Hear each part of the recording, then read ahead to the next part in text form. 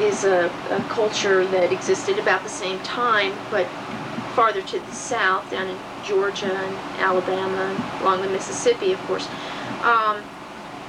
That during that time period, for example, maize becomes of much greater importance, and beans are introduced.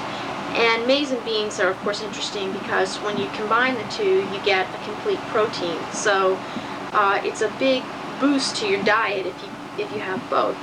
And so the beans come in this area no earlier than AD 1000, but probably much more likely after 1200. In fact, on all the sites that we've excavated, we've never found a bean in a context earlier than about 1500. So they seem to be very late. Beans, of course, as everybody knows, require a lot of cooking, lengthy cooking times, whereas the maize doesn't. But if you're preparing them together, you can see that cooking would become a much more important function. And vessels that are able to withstand higher temperatures for longer periods of time without breaking are going to become more and more important. So we think that the pottery is telling us something about changing diet and perhaps changing environment. The weather may have sort of mega trends in the weather may have helped that along, and I guess just vagaries of history, along came the bean from somewhere. But really was a boost to these people, and may have even contributed to the proliferation of these people along rivers like the Yadkin in a somewhat earlier time period, about AD 800. You really don't see that many villages. There are a few, and they're very large villages, but they're separated by miles and miles, and there just aren't many of them at all. And in the late woodland, you can find a late woodland site on just about any piece of bottomland on the Yadkin River, I'm convinced. So it may be that we're seeing that there are more people, and it may be because of some of these diet innovations. And more people, I agree, that certainly looks like what's happening, and the weather did play a role most likely, because the time period we're looking at is what's known in Western Europe as the Little Ice Age. It was cooler, and here in North Carolina it seems that there was more rainfall in these bottomlands, which today are very droughty and are prone to suffer crop failure if you have a very dry year like we're having the summer of 1990, it seems. May not have been so risky at that time period. So you had bumper crops, which translates to increased likelihood that a child born is going to live, and simply put, you get more people. And they began to produce all these villages that Rhea mentioned. And as you got this packing, what we call packing of the population, we think we're seeing the creation of some, well, let's call it sense of territory, or boundaries. Social boundaries are beginning to be marked off. People, we think, are beginning to perceive of themselves as belonging to particular groups, and other groups as being someone else. In other words, this idea of us and them begins to emerge, and we get social or ethnic units beginning to form. And we think we're seeing this in the pottery, because we see subtle stylistic characteristics that are peculiar to a local little area, like say the bottomlands in the Wilkes County area of the Yadkin.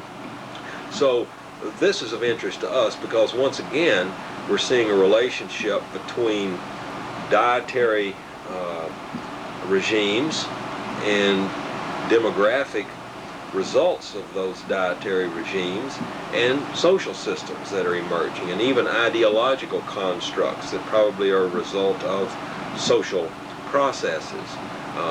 People were probably beginning to perceive of themselves as a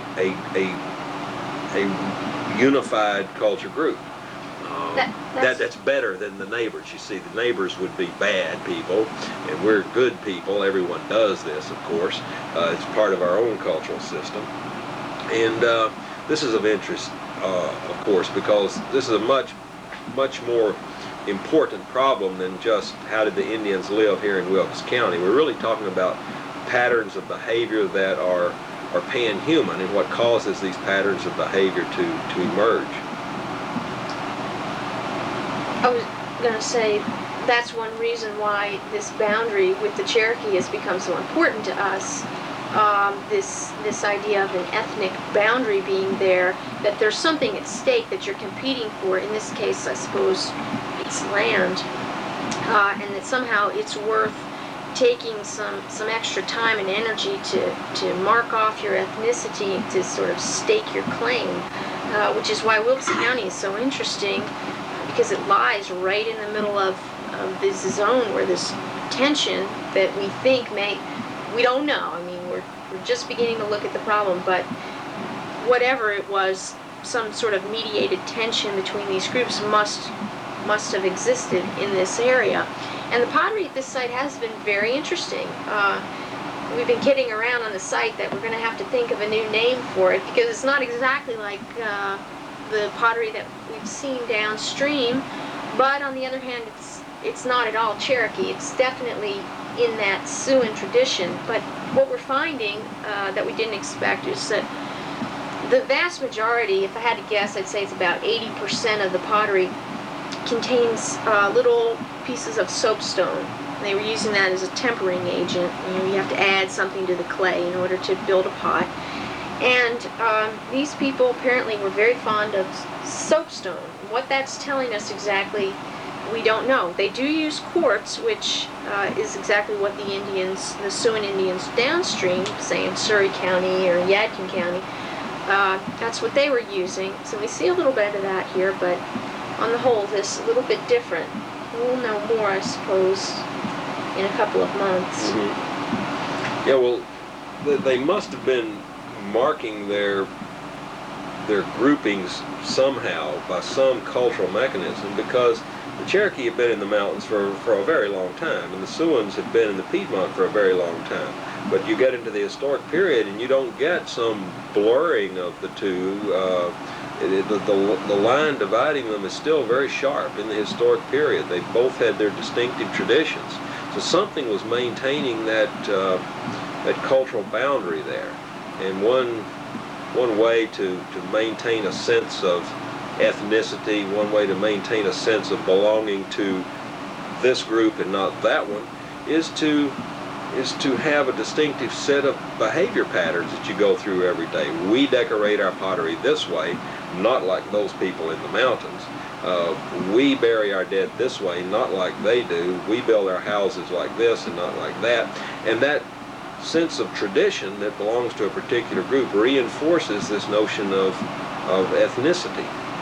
And we're looking at how these ethnic groups formed and how they're maintained. So we're interested in differences between us, as if I'm one of them, between the Siouan Indians of Wilkes County and the Cherokee, just for that reason.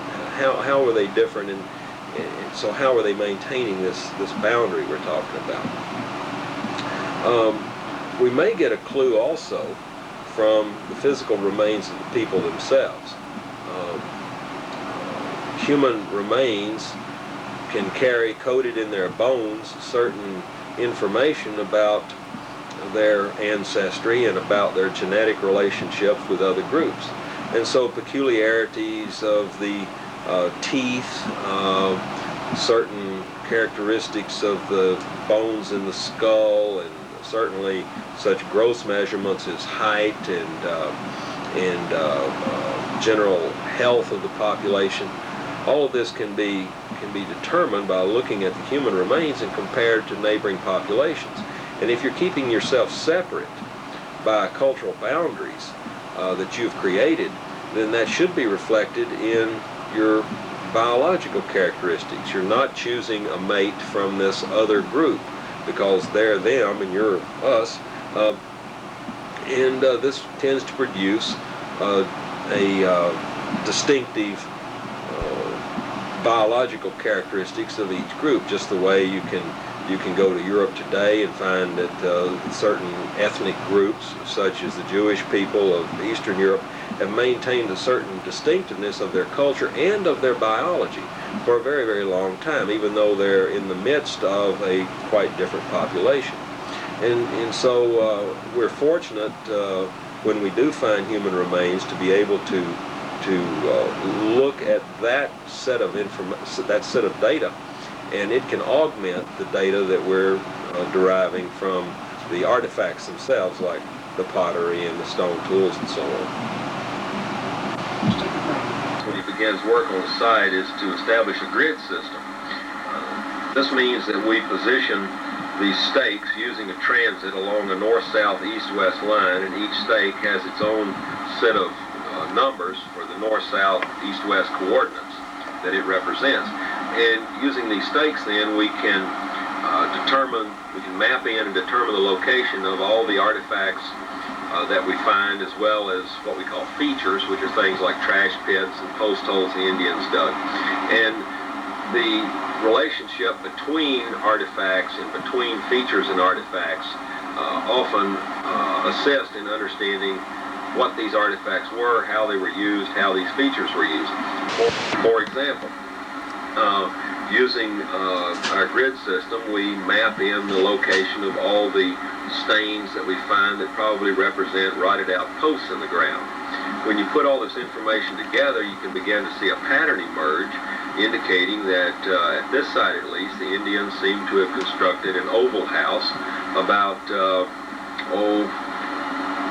6 or 7 yards across on the long axis. And inside that house in the center, they seem to have had a very large storage pit, which later was turned into a trash pit. If we just went out and dug without having any way to map or locate things after we had finished, then all these features and stains in the soil would just be a hodgepodge.